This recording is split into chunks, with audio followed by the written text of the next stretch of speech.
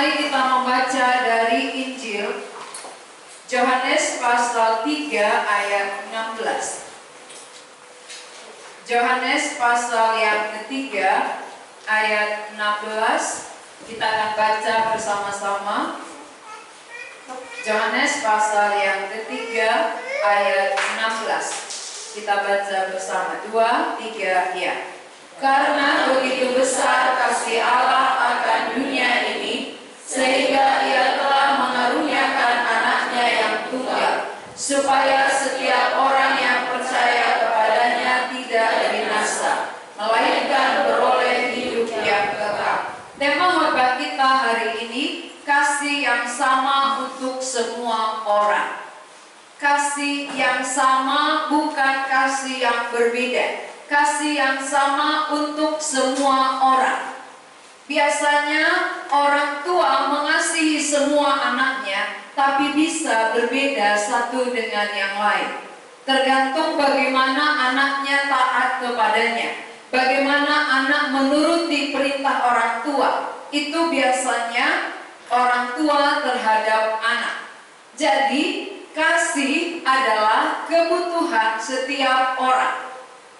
Kasih kebutuhan setiap manusia tanpa kecuali. Semua ingin dikasihi dan ingin mengasihi. Berarti kasih itu sangat penting di tengah-tengah kehidupan manusia. Di tengah-tengah kehidupan kita, kasih itu merupakan hal yang pokok, hal yang sangat dibutuhkan. Maka dalam situasi sekarang ini banyak orang menyaksikan akan kasih Allah. Kenapa? Apakah benar Allah mengasihi manusia? Kalau Dia mengasihi manusia, mengapa terjadi pandemi yang begitu lama? Mengapa situasi ini tidak berhenti? Mengapa kesulitan begitu banyak terjadi? Ini banyak pertanyaan. Dan justru banyak orang yang mempersalahkan Tuhan karena tidak mengerti. Jadi hari ini kita akan mengerti bahwa ada kasih yang sama bagi semua manusia di seluruh dunia. Tetapi ada kasih yang berbeda. Ada kasih yang sifatnya umum. Kalau sifatnya umum itu diberikan kepada manusia secara keseluruhan, tetapi ada perbedaan. Misalnya, matahari diberikan oleh Allah kepada manusia itu umum. Semua manusia mendapat matahari, tetapi tentu berbeda dari dalam satu desa dengan desa yang lain. Kalau desanya tersembunyi, maka matahari sulit menembus. Memang matahari diberi sama, tetapi tidak sama orang yang menerima. Udara, ya, udara diberi sama, tetapi bisa ada udara yang segar, ada udara yang sudah kena polusi. Kalau di desa, mungkin udaranya masih segar karena banyak pepohonan, banyak daun-daun. Tapi di kota-kota besar, maka udara sudah kotor karena ada polusi. Ini artinya Allah memberi, tetapi ini bisa berbeda. Beda satu dengan yang lain, termasuk juga hujan. Allah memberi kepada semua manusia hujan, tetapi hujan ini ada hujan lokal. Ada di dalam satu tempat kebanjiran, ada di tempat yang lain kekeringan. Ini artinya diberi hujan, tetapi berbeda satu dengan yang lain. Apalagi dalam situasi pandemi ini, ada orang yang di PHK sehingga dia tidak ada pekerjaan. Ada orang yang sama sekali tidak lulus ketika ujian, ya, perguruan tinggi dia tidak lulus. Ada orang sejak berumah tangga dia tidak mendapat keturunan. Tetapi ada orang yang anaknya rapat sekali. Nah, ini bisa kita bedakan bahwa kalau itu menjadi ukuran kasih Allah, ini tidak bisa sebagai dasar. Kenapa tidak bisa sebagai dasar? Karena perbedaan. Satu sama lain tidak sama. Maka saya sering bertemu dengan orang, saya tanya, apakah engkau merasakan Tuhan mengasihimu? Jawabannya iya. Kenapa? Karena kemarin saya hanya punya anak perempuan 2 orang, lalu suami saya kepingin sekali anak laki-laki. Maka saya bergumul, saya berdoa, ternyata doa saya dijawab, lalu diberikan anak laki-laki. Nah, bagi dia, ketika dia menerima anak laki-laki, itu bukti Allah kasih kepada dia.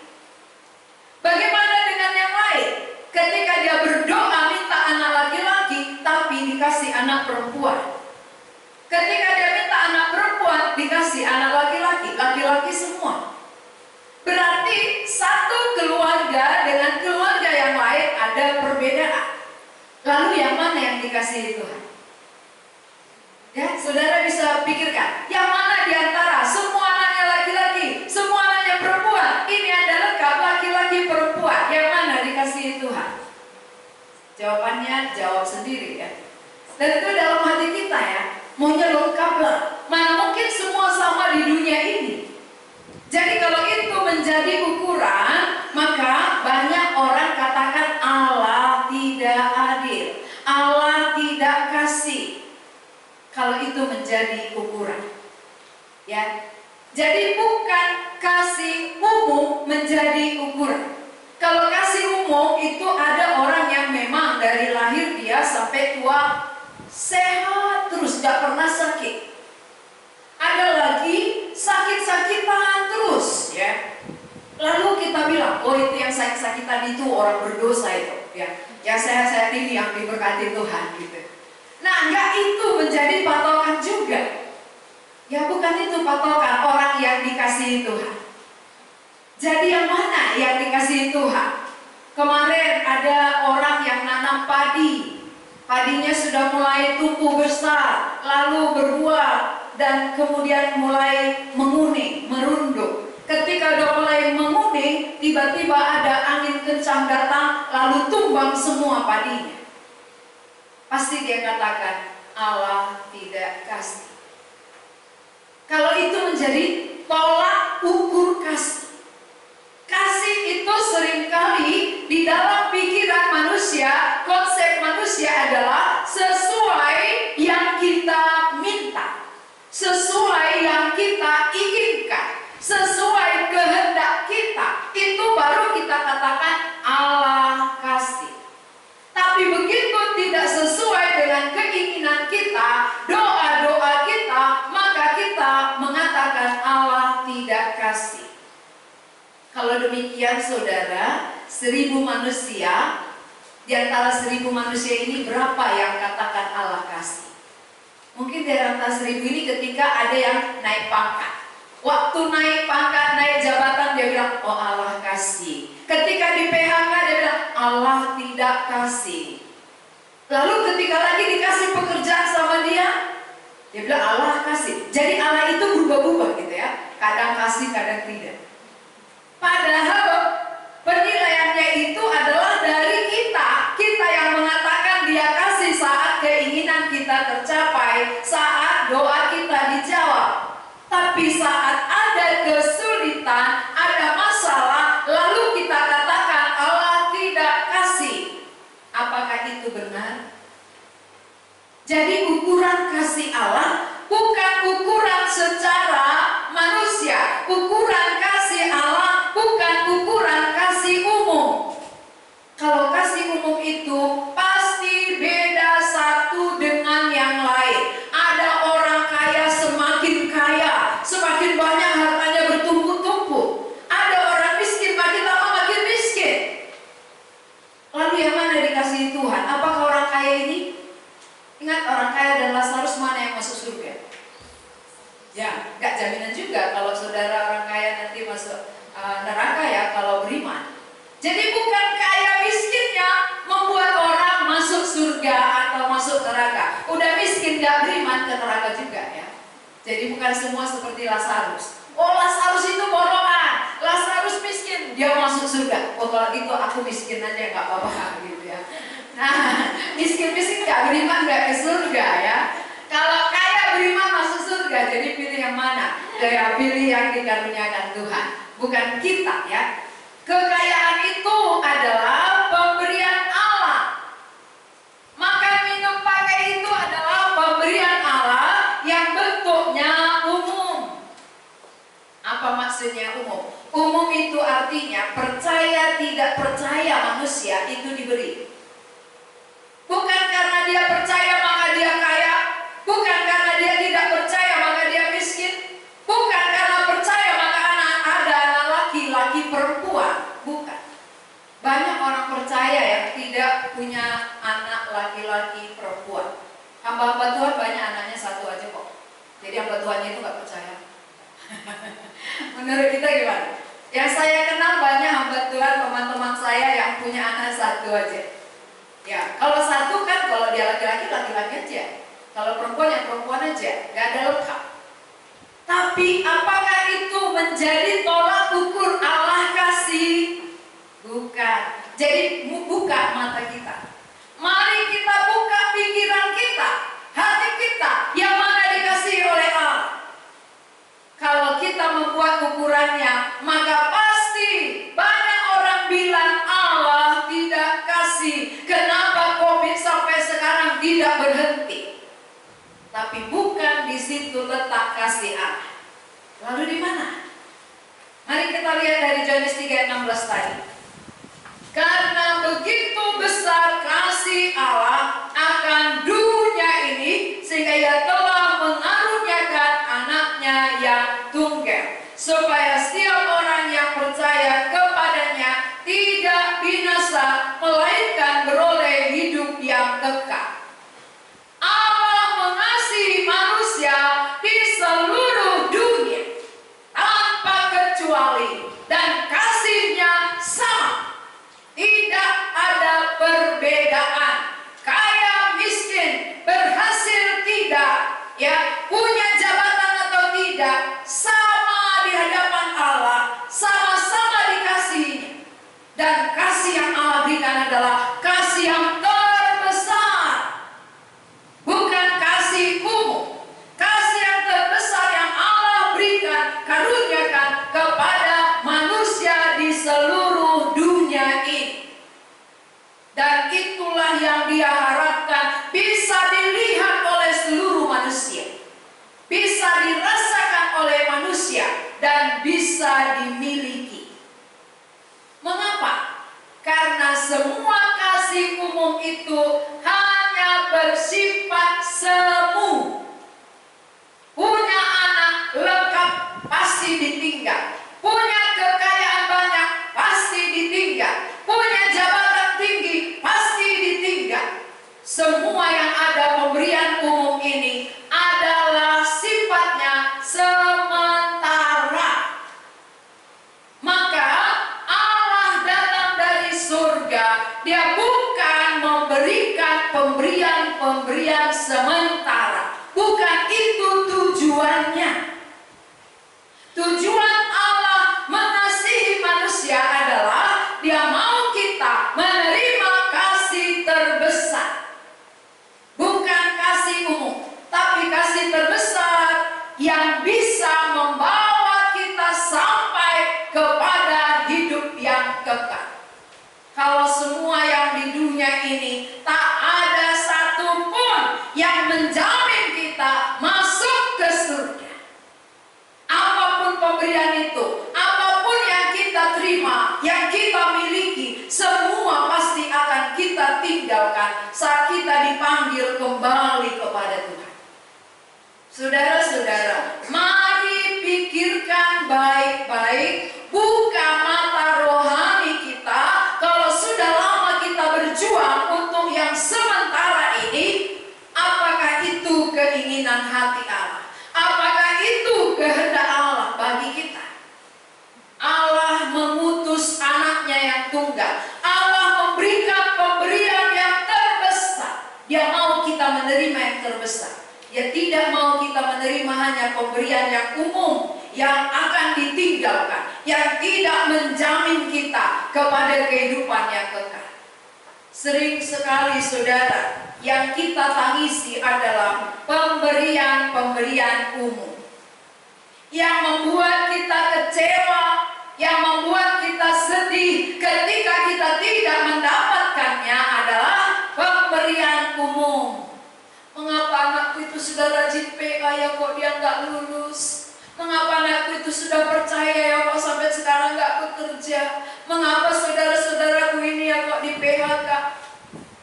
Tidak melihat apa yang Allah kehendaki. Di tengah-tengah situasi sulit, keadaan yang sulit, harusnya membuka mata kita melihat apa kehendak Allah atas semua yang terjadi. Supaya manusia tidak hanya menyibukkan diri dengan perkara-perkara yang binasa, perkara sementara, lewat kejadian ini, lewat kesulitan ini, membuat mata rohani kita terbuka. Bahwa ada kasih yang selama ini sudah diberikan, tapi ku abaikan. Sudah dikaruniakan Allah, tapi aku tidak peduli. Aku menganggap sepi dan ku sepelekan. Yang ku kejar-kejar, yang ku cari-cari tiap hari, setiap bangun, pikiran langsung kepada dunia. Bangun pagi, belum berdoa, belum saat teduh, langsung mikir dunia.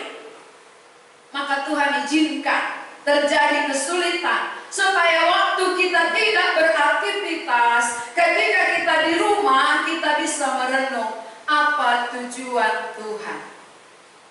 Apa tujuan Tuhan menciptakan saya? Untuk apa saya ada di dunia ini? Apakah hanya untuk makan, minum, pakai, membesarkan anak, mengawinkan anak, lalu sesudah punya cucu, membesarkan cucu lalu mati? Itu apa bedanya kita dengan hewan? Hewan hidup hanya sebatas makan, minum, sudah selesai. Makan, minum, dibesarkan, sesudah besar gemuk dipotong. Kita manusia bukan seperti itu. Allah memberi pemberian yang terbesar supaya orang yang menerima pemberian itu, kasih yang besar itu, dia punya pengharapan yang kekal. Ada pengharapan yang kekal di sorga. Itu yang Tuhan harapkan. Itu yang Tuhan inginkan, supaya setiap orang yang menerima pemberian khusus, pemberian yang terbesar, dia menjadi orang khusus. Saudara yang dikasihi Tuhan, sampai saat ini saudara orang umum atau orang khusus? Kalau kita hanya menerima pemberian umum, maka kita orang umum. Bagaimana maksudnya orang umum? Seperti orang pada umumnya.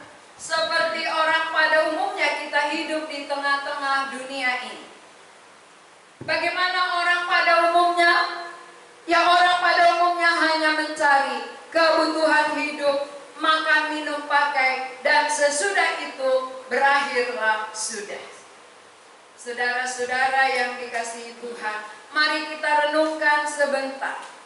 Kita renungkan kehidupan kita selama sekian puluh tahun kita sudah hidup. Apakah kita hanya memikirkan perkara-perkara yang binasa saja, ataukah kita sampai memikirkan perkara yang besar? Perkara yang besar itu hanya satu.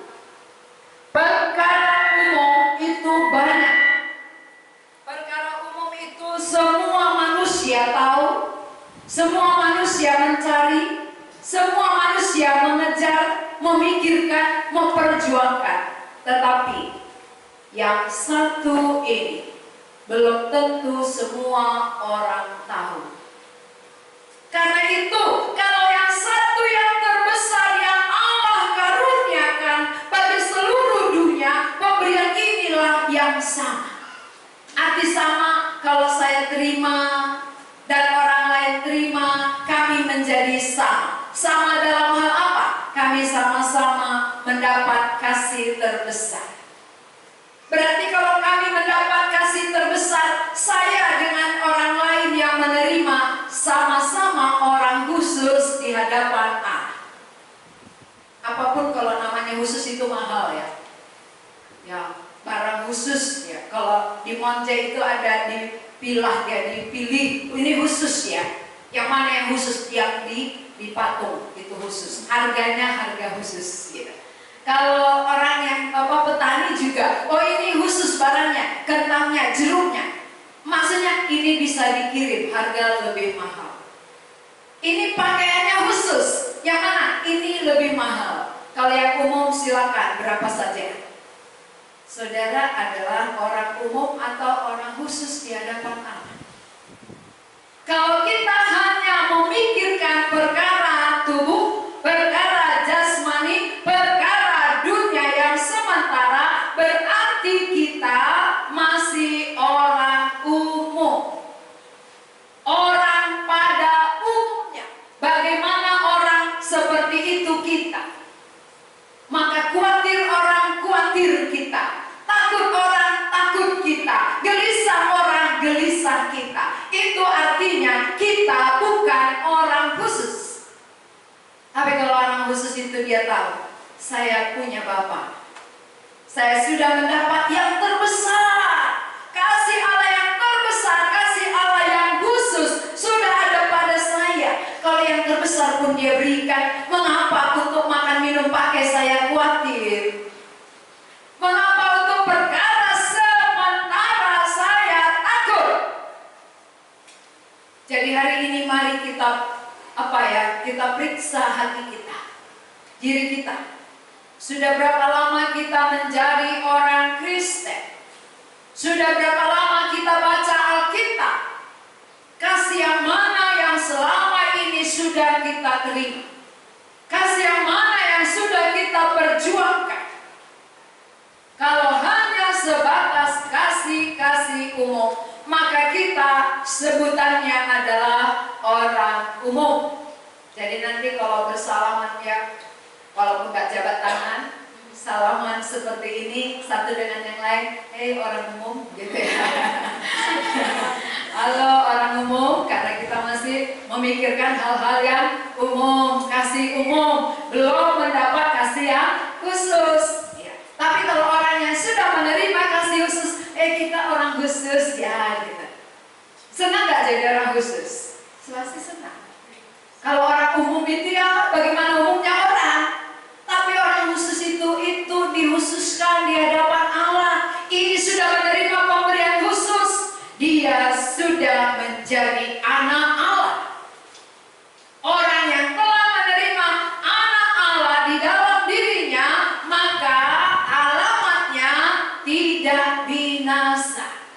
Ini kepastian. Siapa yang percaya kepadanya tidak binasa, tetapi beroleh hidup yang kekal. Ini jaminan.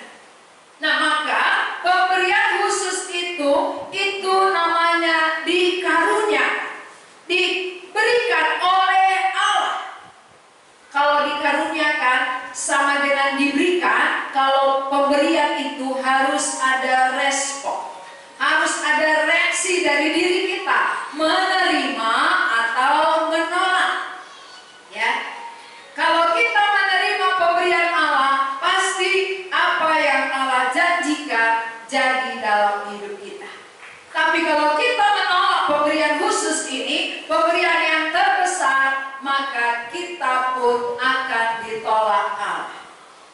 Jadi pikirkan hari ini, yang mana yang sudah saudara punya, yang mana yang sudah saudara terima. Kalau hanya pemberian-pemberian umum, ya nggak banyak pula.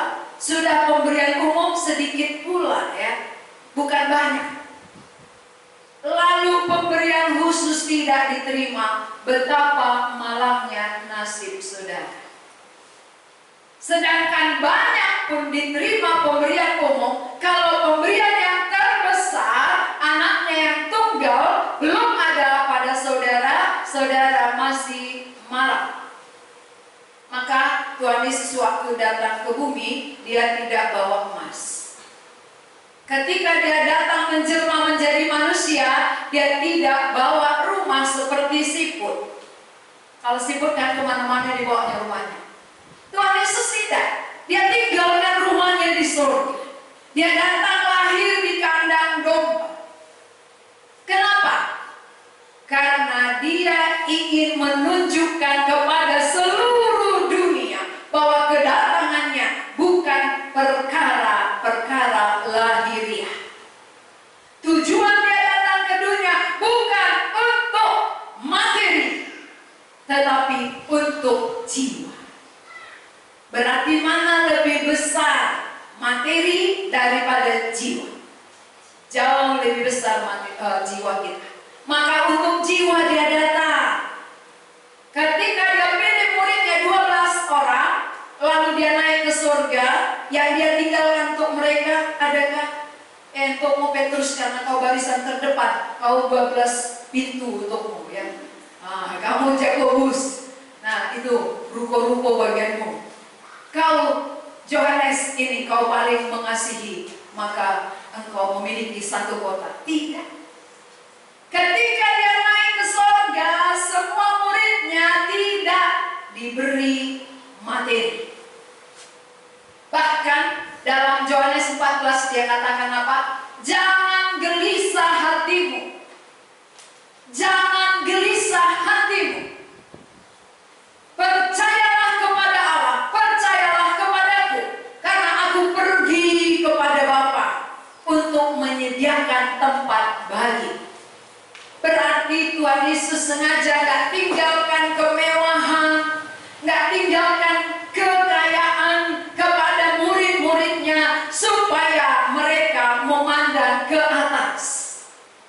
Coba kalau orang tua meninggalkan harta warisan, mata anaknya tertuju ke warisan itu, sehingga dia malas bekerja. Maka banyak anak-anak yang menerima harta warisan jadi tidak pandai bekerja. Dia tidak bijaksana mengatur apa yang ada. Yang ada tinggal jual, habis ludas. Akhirnya anak orang kaya menjadi miskin. Karena tidak pintar mengelola. Karena yang dia harapkan matanya tertuju kepada warisan. Murid bukan kepada warisan materi yang ditinggalkan Tuhan, tetapi Tuhan Yesus naik, dia tinggalkan iman, pengharapan bahwa dia pergi kepada Bapa dan dia akan datang sekali lagi menjemput mereka supaya mereka dibawa ke tempat di mana Yesus berada. Berarti pengharapan yang Tuhan tawarkan, pengharapan yang Tuhan tanamkan di dalam hati murid-muridnya adalah rumah kita bukan di sini. Rumah kita ada di sorga. Rumahku ada di dalam surga mulia. Rumahku ada di dalam surga mulia. Saudara tahu lagi? Enggak ya, karena rumahnya mungkin belum bisa. Jadi kalau rumahnya juga belum ada, gimana bisa nyanyi ya kan? Iya. Rumahku ada di dalam gang murni. Masih begitu dia. Tapi kalau sudah ada di surga, dia indah menyanyikannya. Rumahku yang di sana jauh lebih indah daripada rumah di bumi. Seindah apapun rumah kita di bumi akan ditinggal, akan dilepas, mau tidak mau. Semua orang mati pasti melepas segalanya. Kalau dia tidak mempersiapkan rumahnya di surga, celakalah dia. Karena rumah di bumi gak bisa menolong di sana. Maka sekaranglah waktunya untuk menerima pemberian yang terbesar, yaitu anaknya yang tunggal. Coba saya tanya saudara, kalau saudara punya anak tunggal, bersediakah saudara berikan kepada keluarga yang lain? Tapi kalau anak saudara mungkin 12, bisa satu untuknya, gak apa-apa lah, itu pun yang terbodoh. Jangan yang terpintar, yang bodoh bisa lah supaya dia didik. Nah, tapi kalau anak kita hanya satu-satunya, gak ada pilihan, lalu saudara kita gak punya anak, dia bilang, sama pula anakmu itu, siapa di antara saudara di sini yang bersedia? Silakan. Gak ada.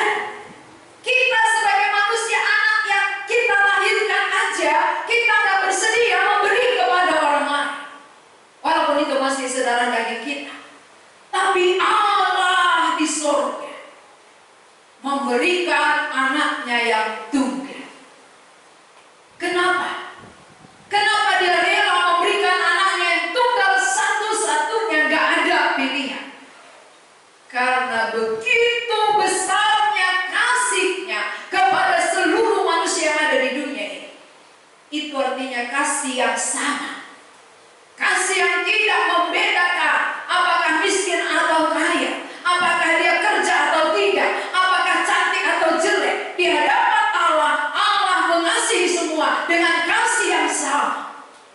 Kasih yang sama yang Allah tawarkan adalah anaknya yang tunggal, yang karuniakan supaya kita yang percaya tidak binasa, tapi beroleh hidup di surga. Karena di sananya rumah kita, bukan di sini. Di sini numpang kita, ingat itu. Ya, perdengarkan ke telinganya, numpang, ingat numpang. Jadi orang numpang nggak itu yang dipusingkannya. Kalau kita tahu kita numpang, pasti perjuangan kita ke rumah kita yang kekal. Di dunia tempat persinggahan, surga tempat kekal. Berarti perjuanganku bagaimana aku sampai ke rumahku yang kekal, dan semua anak-anakku juga ikut ke rumah yang kekal, keluarga-keluargaku juga ikut sampai ke rumah yang kekal. Itulah tugas kita di bumi ini. Maka sekarang lihat, kasih yang mana yang saudara sudah terima, pasti itu yang saudara bagikan kepada anak dan keluarga yang lain. Kalau kita menerima kasih umum, pasti cerita kita pun kasih umum. Tapi kalau kita menerima kasih khusus, maka cerita kita, kebanggaan kita juga kasih khusus. Karena itu yang bisa menjamin manusia masuk surga. Dunia ini tempat persinggahan, bukan ini tujuan. Jadi kalau bukan ini tujuan, mengapa mati-matian untuk yang bukan tujuan? Harusnya kepada tujuan kita pikirkan. Jadi saudara-saudara, hari ini ada dua pemberian. Ada dua bentuk kasih Allah. Kasih umum yang sifatnya sementara. Orang percaya dengan tidak percaya itu diberi, tapi berbeda satu dengan yang lain. Bisa saja yang gak percaya lebih kaya daripada yang percaya. Itu karena sifatnya umum. Tapi kalau sifatnya khusus, ini diberi kepada semua orang tanpa kecuali. Allah tidak membeda-bedakan satu dengan yang lainnya. Jadi kalau kita menerima kasih yang sama, maka pikiran kita sama, tujuan kita sama, pengharapan kita sama, yang kita beritakan sama. Sudahkah kita sama? Kalau belum, pikirkanlah. Jangan nanti kecewa di belakang hari, gak ada gunanya. Sekarang masih ada waktu, kesempatan bagi kita untuk mendapatkan kasih yang khusus ini. Menerima kasih yang terbesar. Karena inilah kasih Allah bagi semua orang, semua manusia di muka bumi ini, tanpa kecuali. Jadi jangan pernah katakan Tuhan tidak sayang padaku karena aku miskin. Tuhan tidak sayang padaku karena aku tidak lulus. Tuhan tidak sayang padaku karena aku tidak kaya. Bukan di situ letaknya. Tetapi letak kasih Allah adalah di dalam anaknya yang tunggal satu-satunya. Dia rela berikan kepada semua. Dia tidak pilih-pilih. Oh, karena kau miskin anakku gak aku kasih samamu. Oh, karena kau kaya aku berikan. Tidak. Dia rela karuniakan anaknya kepada siapa saja supaya yang percaya. Percaya itu sama dengan menerima pemberian itu, menyambut anaknya itu menjadi milik kita pribadi. Sehingga orang yang menyambut pemberian khusus ini, dia menjadi orang yang khusus dan dia tidak binasa lagi, tapi beroleh hidup kekal di surga. Ini pengharapan orang Kristen. Kalau saudara belum sampai pengharapan kepada yang kekal, betapa ruginya saudara menjadi orang Kristen. Hanya kolekte saudara yang habis, tapi hidup kekal saudara tidak terjamin. Rugi. Jadi supaya saudara tidak rugi, hari ini ada pemberian Allah. Pemberian yang terbesar, tidak ada yang lebih besar daripada anaknya yang tunggal. Saya kasih ilustrasi. Kalau saudara sebagai orang tua, lalu anak-anaknya sudah pergi semua bekerja, semua sudah kaya, lalu saudara sakit. Ketika saudara sakit, saudara telepon anak-anaknya, "Nakku, aku sakit, perlu dibawa ke rumah sakit." Maka anaknya menjawab, "Oh, gak apa-apa, Mak. Berapapun saya bayar. Ya, berobat aja. Uangnya akan saya kirim." Lalu yang saudara harapkan uangnya atau anaknya?